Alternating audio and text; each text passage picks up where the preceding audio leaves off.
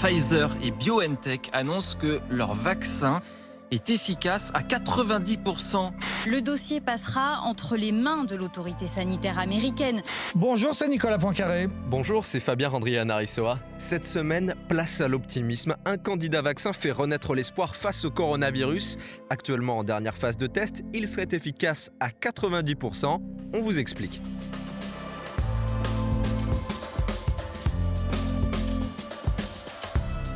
À peine un an après les premiers cas de Covid-19 qu'il est déjà question d'un vaccin testé sur 40 000 personnes, sans crier victoire trop vite, c'est déjà une révolution. 3 bonnes raisons d'écouter ce podcast avec Nicolas.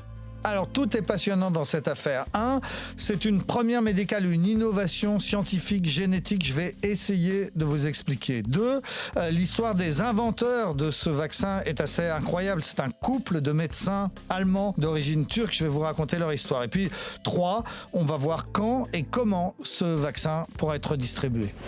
Expliquez-nous le monde. Un podcast RMC. Nicolas Poincaré. Fabien Randrian-Arissoa.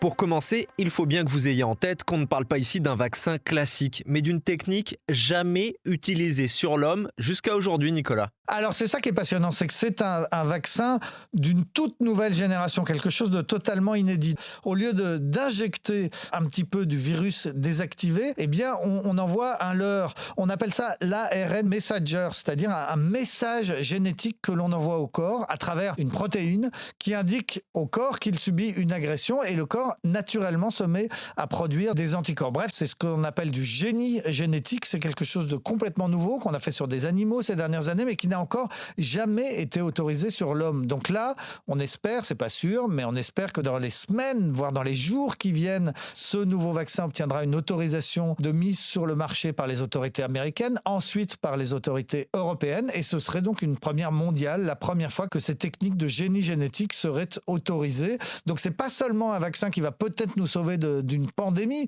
gravissime, c'est aussi un grand pas en avant pour la science. Alors il y a 2 laboratoires qui travaillaient là-dessus, celui qui l'a trouvé, BioNTech, donc en Allemagne, et puis un autre qui s'appelle Moderna, qui est un grand labo américain, qui est dirigé par un Français, qui lui aussi travaille exactement sur les mêmes techniques et qui pourrait d'un jour à l'autre, lui aussi, expliquer qu'il a obtenu des résultats.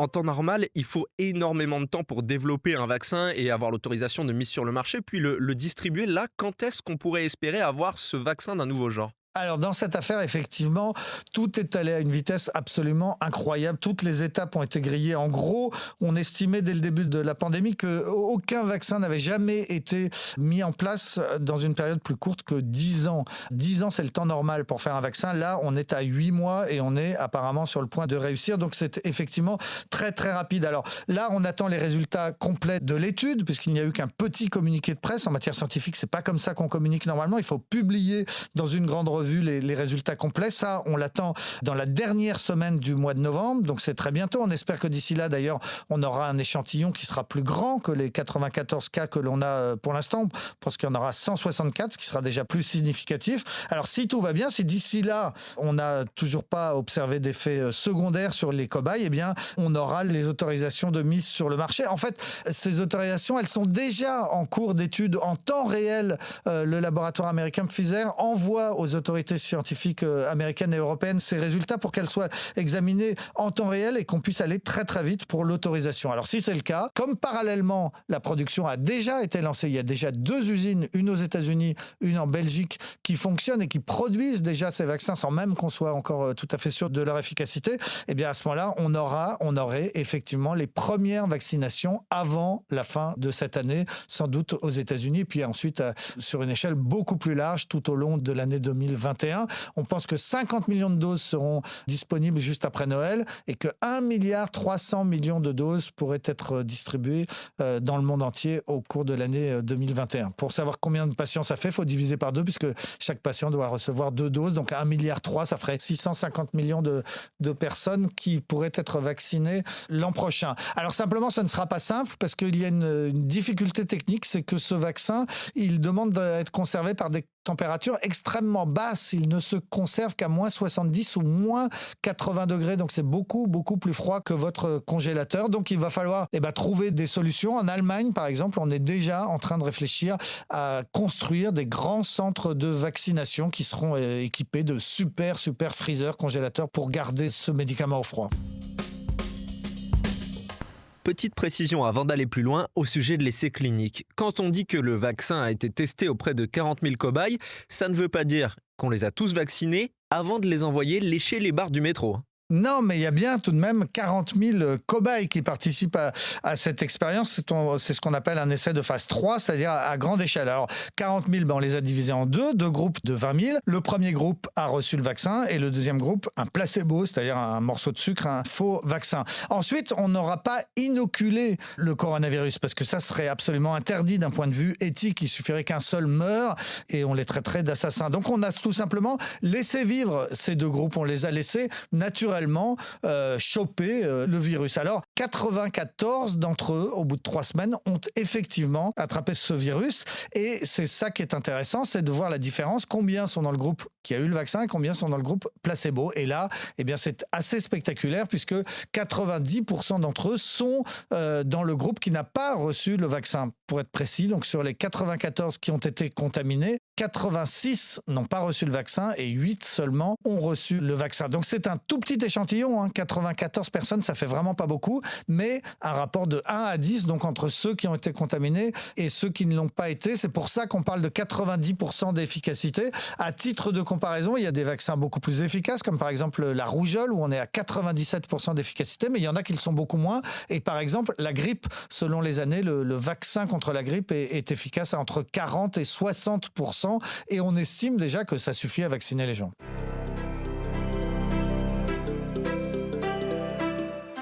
Voilà, donc maintenant, on peut dire que vous savez à peu près tout ce qu'il y a à savoir sur ce vaccin.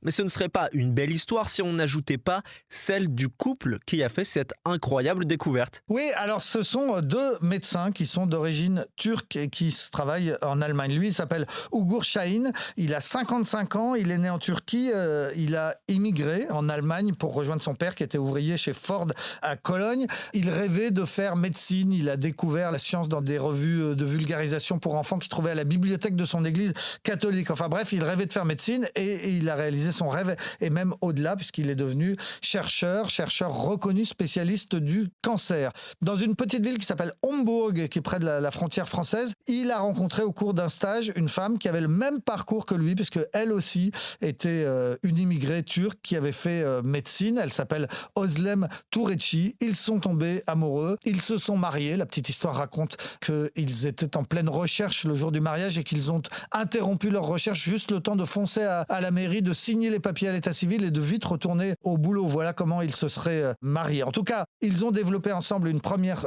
société, une start-up qui a mis au point un médicament extrêmement innovant pour lutter contre le cancer de l'estomac et de l'œsophage. Cette première société, ils l'ont déjà revendue alors que le médicament n'est pas encore en vente, mais la société, elle, a déjà été vendue pour 400 millions d'euros. Donc ce couple, ils ont déjà fait fortune et tant mieux pour eux. Et puis parallèlement, ils avaient créé donc cette autre société qui s'appelle BioNTech, qui est une start-up qui est installée à Mayence en Allemagne, qui emploie 1500 personnes, dont 500 chercheurs de très haut niveau. Ils travaillent au départ essentiellement sur le cancer et ce sont ces techniques dont on parlait tout à l'heure de génie génétique prévues au départ sur le cancer qui ont permis d'aboutir à ce vaccin. Alors il faut bien retenir leur nom, donc Ugur Şahin et Özlem Türeci, ce couple de médecins peut-être à l'origine du vaccin qui va nous sauver.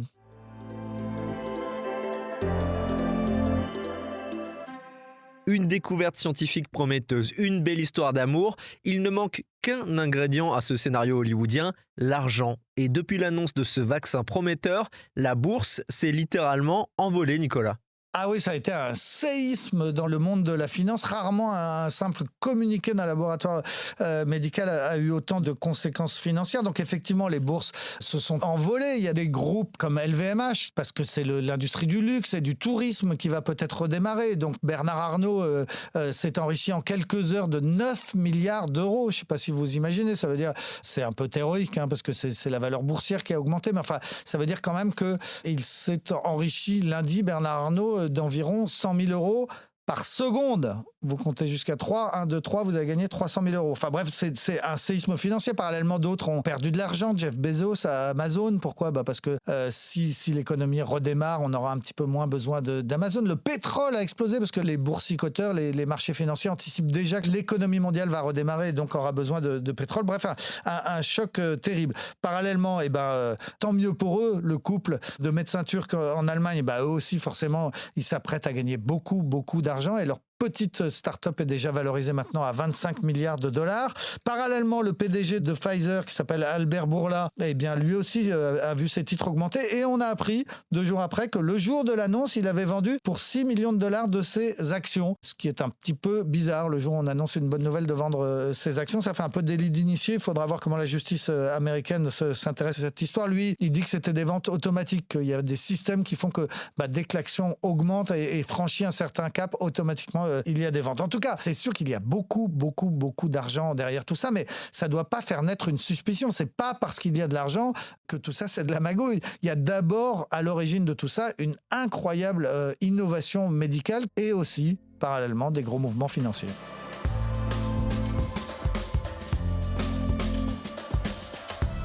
C'est la fin de ce nouvel épisode d'Expliquez-nous le monde. Si ce podcast vous a plu, abonnez-vous. Nous sommes sur toutes les plateformes de streaming, sur le site et l'application RMC. Parlez-en autour de vous. Prenons soin de nous, lavons-nous les mains parce que le vaccin n'est pas tout à fait prêt encore. À la semaine prochaine, Fabien. À la semaine prochaine. Retrouvez Nicolas Poincaré dans Apolline Matin. Tous les jours à 6h20 et 7h50 sur RMC.